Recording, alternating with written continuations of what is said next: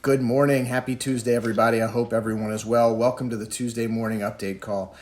Another amazing week filled with rallies, sell-offs, news, and earnings. Let's jump right in. Monday started on the downside as the prior week's gains were digested, along with small dose of Fed speak over the weekend that people were not so excited about, didn't think that they were quite as dovish as they wanted them to be. The S&P 500 was down ever so slightly on Monday. That didn't last long. Tuesday resumed rally mode. The S&P 500 was up about 1/3 of 1%. To a new record high. And in case you wanted to gauge the strength of this rally, that rally completely ignored the fact that the Johnson & Johnson vaccine was pulled and put on pause to investigation for blood clots. Okay, 6 patients in 7 million doses, but one death of those 6. And of course, it's not such a bad idea. You got plenty of people who think that we're going too fast on all this anyway. So let's back this off. Let's pause, see how it goes. Latest news is they're probably going to get it back out soon with some maybe some warnings, but nonetheless, the market's really come to the conclusion that the Johnson & Johnson vaccine really isn't going to make enough of a difference. Having it pulled and having it paused is not going to make enough of a difference in the United States. Our vaccines are still going on very strongly, over 3 million a day. Moderna, Pfizer, we've got us under control. So that is really where the market is. It pretty much ignored the fact about Johnson & Johnson, focused on the CPI news. The CPI came out pretty much in line with expectations, but not, most importantly, not too hot to have people concerned about inflation. New highs again early on Wednesday, and the Coinbase direct listing. Bank earnings. Coinbase's action later in the day actually helped to lead the pullback in the market. The S&P actually closed down just about 0.5%. Wednesday's losses were recovered quickly on Thursday as the S&P 500 jumped 1.11% on the back of very strong economic numbers. Retail sales numbers were great. Manufacturing surveys and even jobless claims numbers helped to drive stocks to record closes on Thursday. Friday brought about more all-time highs in the market. Early in the morning, a little pullback midday, but the S&P 500 did close up about 1/3 of 1%, bringing the week's numbers for the close 1.37% for the week. Strong week.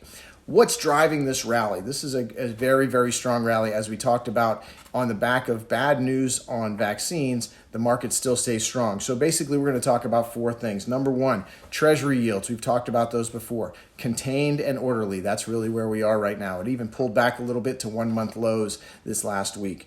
Number 2, the Fed continues to push its dovish statements. That's really what we need to see from the Fed. It needs to be able to convince this market that they're not going to act. Number 3, strong economic data. But it is not accompanied by high inflation data. This is the concern we're watching for. This is what we'll continue to keep an eye on for and let you know.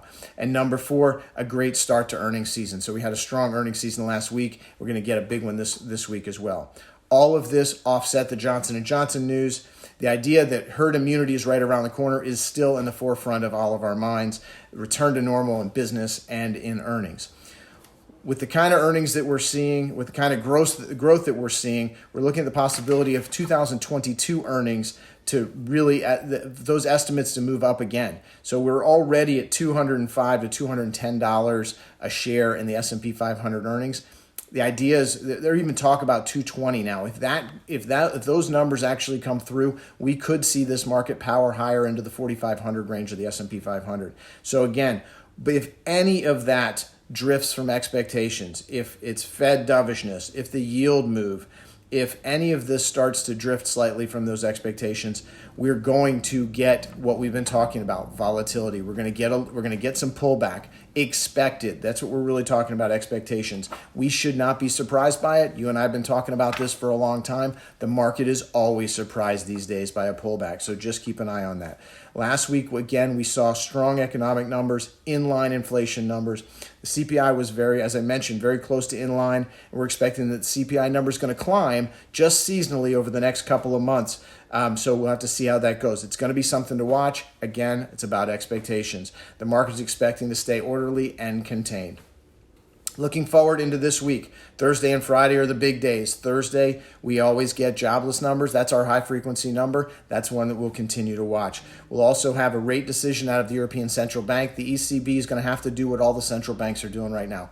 thread the needle. They're going to have to make sure everyone knows they're going to do everything that they can to make sure that these economies stay strong and that the economy is reacting to all that, but it's not reacting too strong, and inflation isn't going to come too strong as well. So again, we're going to see that on Thursday from the European Central Bank. Friday is going to bring about global and U.S. flash PMI reports, going to give us a latest update on the global recovery. As if that was not enough, just to add some additional information, Bitcoin had a flash crash of sorts over the weekend, but it's stabilizing a little bit today. There's a few rumors about what was happening and why it was happening, but nothing substantial at this point in time. Coinbase, remember we talked about that a little bit, came out last week. That also reacted, similar kind of news, but again, nothing much on that. This week, as I mentioned, full of earnings. Over 80 S&P 500 companies will be reporting this week. Over almost a third of the Dow Jones industrial companies are going to be reporting this week. So there's going to be some fireworks on the earnings side. Finally, let's go back to where we started. How strong is this rally? Well, let's just tell you, the top 3 S&P 500 sectors, you know them because I've been talking about them, financials and energy. Energy is up nearly 30%. Financials are up 21%. Industrials up almost 15%. That's your top 3. Your bottom 3, that's going to be consumer staples, healthcare, and utilities. Consumer staples up almost 4%. Healthcare up 7.5%. Utilities up 8%. And those are the worst ones. Again, a very strong market right now, a very strong rally. Stay tuned, buckle up. This is going to be an interesting week. Keep your eye on the goals. Remember, this is what we're here for. The Tuesday video is an exciting video to talk about what's actually going on in the market. But remember, we're staying focused. Keep an eye out for that Friday video.